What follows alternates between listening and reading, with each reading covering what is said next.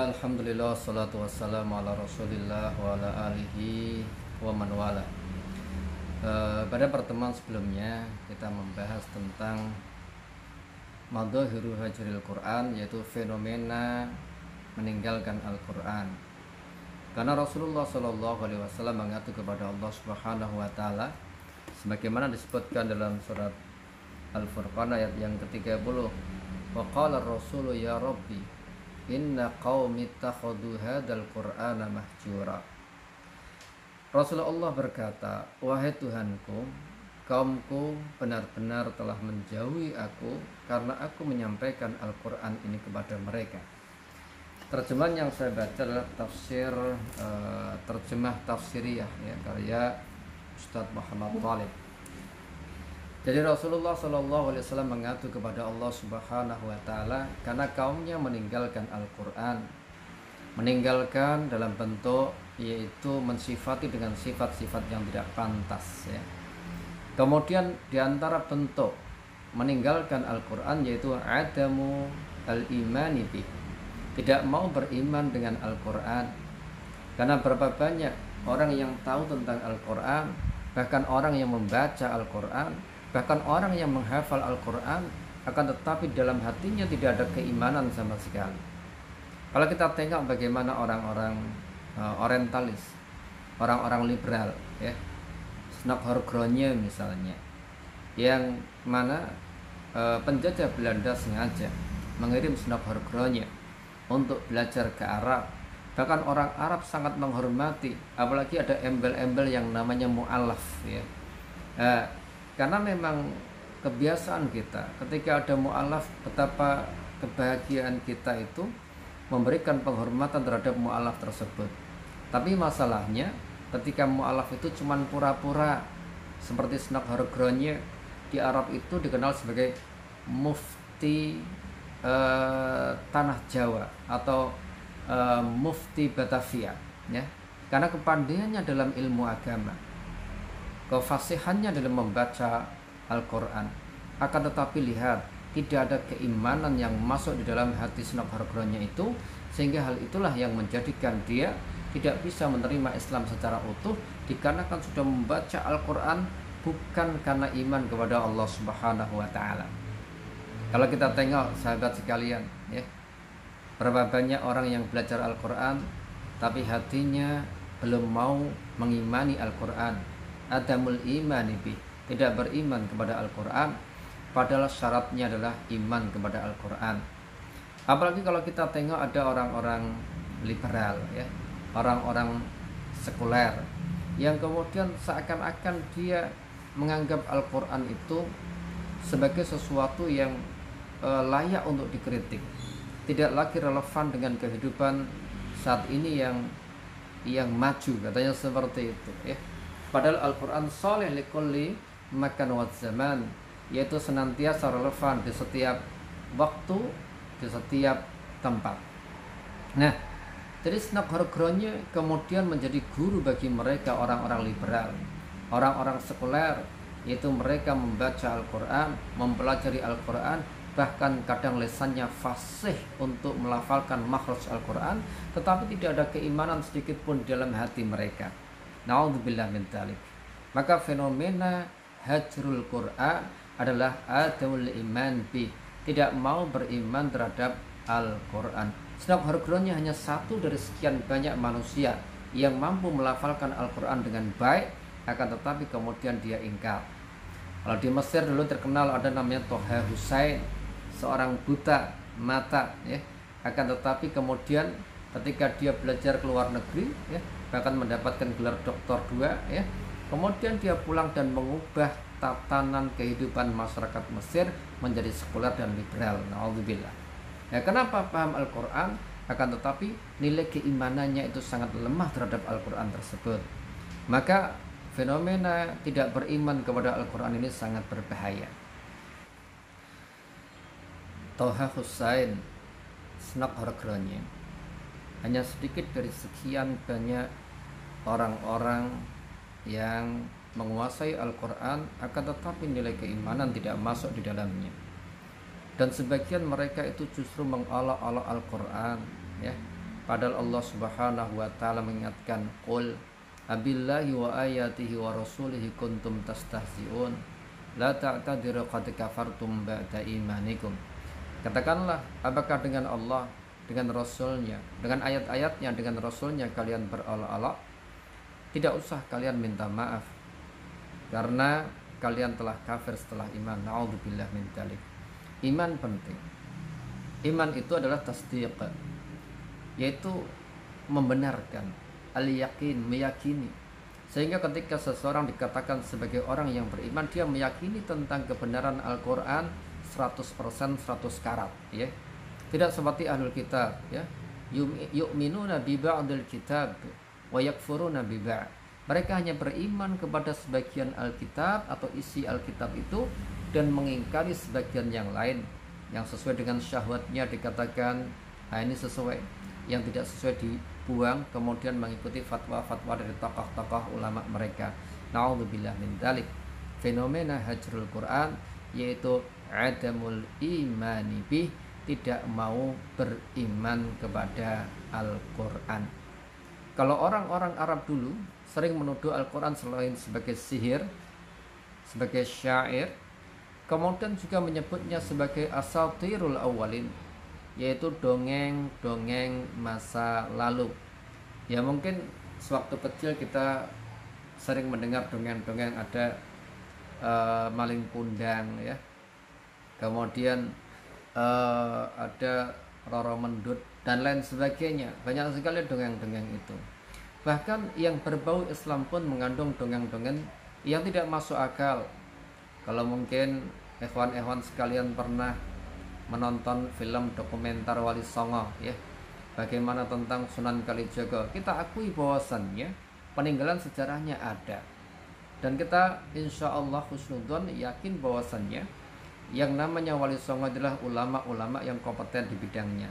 Tetapi yang membawa cerita ini yang melebih-lebihkan, sehingga seakan-akan kedudukan dari Wali Songo ini melebihi kedudukannya sebagai hamba Allah Subhanahu wa taala.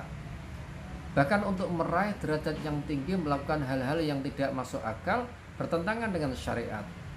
Kalau dulu saya nonton Sunan Kalijaga, ya, ketika masa muda mencuri, kemudian hasil curian itu dibagikan kepada fakir dan miskin. Mencuri kemudian dibagikan kepada fakir dan miskin. Seakan-akan di sini ada satu pengajaran boleh mendapatkan harta dengan cara haram, yang penting distribusinya halal. Na'udzubillah. Ini tidak benar. Makanya kalau korupsi marak di mana-mana, kemudian hasil dari korupsi itu untuk nyumbang masjid, untuk membantu fakir miskin, ini bukan amal soleh. Maka akan ditanya, min aina iktasaba wa fima anfaqa, dari mana mendapatkan dan kemana mendistribusikannya. Nah, demikian pula kalau kita tengok tentang bagaimana proses untuk mencapai derajat wali, ya, melakukan satu ritual, diantaranya semedi lama, ya, sampai tubuhnya lumutan, sampai asalnya polos, nggak berkumis dan berjenggot, tiba-tiba brewok kayak wong Arab akeh, ya, jenggotku kalah, ya, sampai brewok banyak sekali, ya. Kemudian sampai kepalanya ada sarang burung bertelur, beranak dan terbang. Cuma saya itu mikir, ya, masa proses tolabul ilmi itu seperti itu untuk meraih dan mencapai derajat ulama atau alim atau waliullah? Tidak masuk akal. Sholatnya kapan, muangane kapan, ya, nak kebelet terus gimana? Ini tidak masuk akal, ya. Apalagi dikubur hidup-hidup, kemudian bisa naik sendiri tanahnya. Na'udzubillah. Ini namanya melebih-lebihkan, ya. Nah, kalau kita lihat bahwasannya Quran bukan seperti itu, bukan asatirul awalin, bukan tasbih dilempar kemudian meledak, bukan, ya. Quran itu datang dari Allah Subhanahu wa taala, hak, kebenarannya mutlak. Kalau saat ini kita sering mendengar simpang siur berita tentang COVID-19, ya, ada yang beritanya itu membuat orang itu ketakutan luar biasa, sampai tidak berani melakukan aktivitas apapun, sampai mau ketemu orang tuh sudah bawaannya suudon saja, wajahmu kayak wajah virus deh. Nah, seperti itu, ketakutan luar biasa. Atau sebaliknya, orang yang meremehkannya, alah ya kayak flu biasa, ya seperti itu. Nah, itu berita yang simpang siur, dan kita banyak yang tidak pakar di bidang itu kemudian ngomong masalah itu. Nah, kemudian saya berkesimpulan bahwasannya informasi yang benar, yang valid 100% itu adalah Al-Quran. Sedangkan berita yang di media sosial maupun media informasi, meskipun benar, masih ada nilai-nilai kesalahannya. Ya, maka kalau Al-Quran dikatakan sebagai asatirul awalin, dongeng-dongeng tentang masa lalu saja yang tidak ada faktanya, ini bagian dari tidak beriman kepada Al-Quran. Sedangkan yang dikisahkan dalam Al-Quran, Nabiullah Adam alaihissalam, manusia pertama, ketika malaikat dan jin diperintahkan untuk sujud, ini fakta dan nyata adanya. Kemudian ketika kedua anak Nabi Adam yang bersaing, yang saling mempersembahkan korban, ada yang diterima dan tidak, kemudian muncul hasad, dengki, iri, dan saling membunuh. Dibunuhlah Habil oleh Qabil, dan begitu seterusnya. Nah, kisah-kisah dalam Al-Quran itu nyata banyak. Bahkan kadang-kadang Rasulullah yang tidak bepergian jauh dari area Arab dan sekitarnya, mendapatkan berita-berita yang luar biasa. Dzalika min amba'il ghaibi nuhihi ilaik. Ya, itulah berita-berita gaib yang kami wahyukan kepadamu. Artinya apa? Sebelum itu Rasulullah SAW tidak tahu. Ini menunjukkan bahwasannya Al-Quran itu kitab yang luar biasa.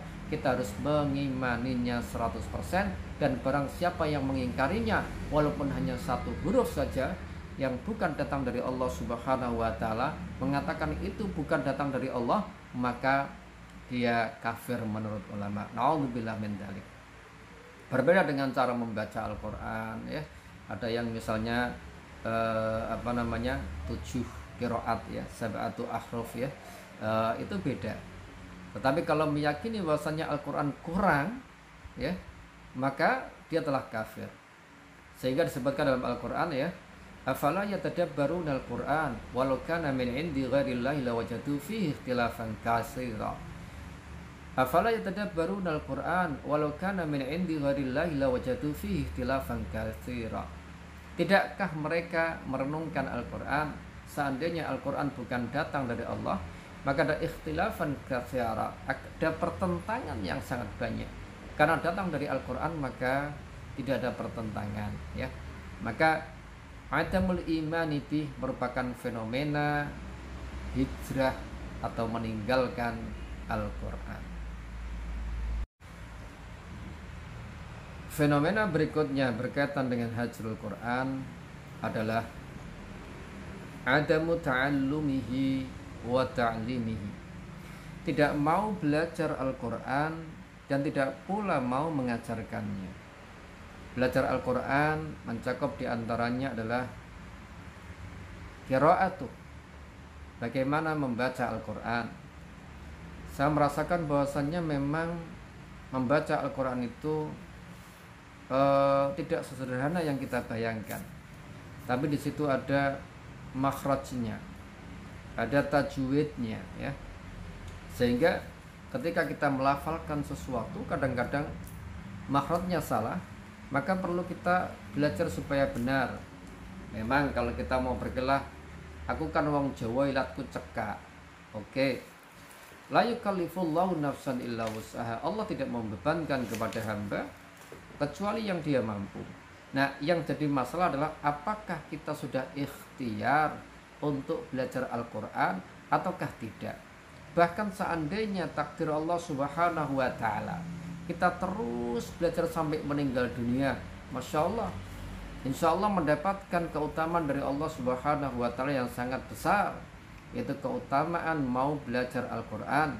Dalam satu riwayat disebutkan, khairukum man ta'allama al-Quran wa 'allamah.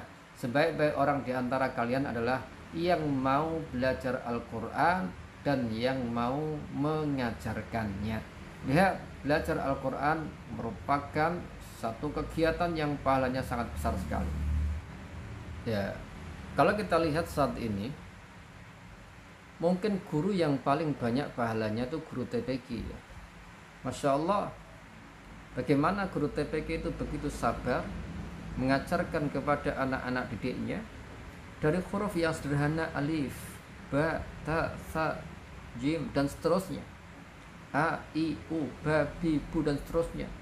Kemudian anak itu mampu ya membaca kata, karena kata itu merupakan rangkaian huruf ya. Alanya a, kemudian menjadi alam taro. Nah, akhirnya bisa merangkai suatu kata ya. Kemudian merangkai kalimat. Kalimat itu dibaca dengan sempurna. Zalikal kitabu la raiba fihi hudal lil muttaqin. Nah, terus baca. Ya, saya sih nggak nyaranin antum ganti profesi guru TPQ, enggak ya. Karena mengajarkan Al-Quran tidak harus menjadi guru TPQ. Istri kita, anak-anak kita ya, teman-teman kita, kalau jadi guru TPQ ya lebih bagus lagi ya, pahalanya luar biasa. Nah, jadi pahalanya besar sekali belajar Al-Quran dan mengajarkannya. Bahkan kalau kita tengok di dalam model pengajaran klasik ya, dalam kitab Ta'limul Muta'allim disebutkan bahwasannya disandarkan kepada sahabat Ali, apa yang dikatakan? Ana abdun liman allamani walau harfan insya'a ba'ani wa insya'a a'taqani. Aku menjadi budak bagi orang yang mau mengajarkan kepadaku satu huruf. Kalau guru itu berkehendak, silahkan guru itu merdekakan saya. Kalau guru itu berkehendak, silahkan saya dijual. Coba bagaimana ta'zim seorang murid terhadap guru luar biasa, apalagi terhadap guru Al-Quran. Dan memang ironis saat ini guru TPQ itu gajinya sangat rendah sekali. Ada yang sebulan 200.000, ada yang 300.000, ada yang mungkin ya sekedar 150.000. Naudzubillah min dzalik. Padahal pahala di sisi Allah Subhanahu wa taala sangat besar.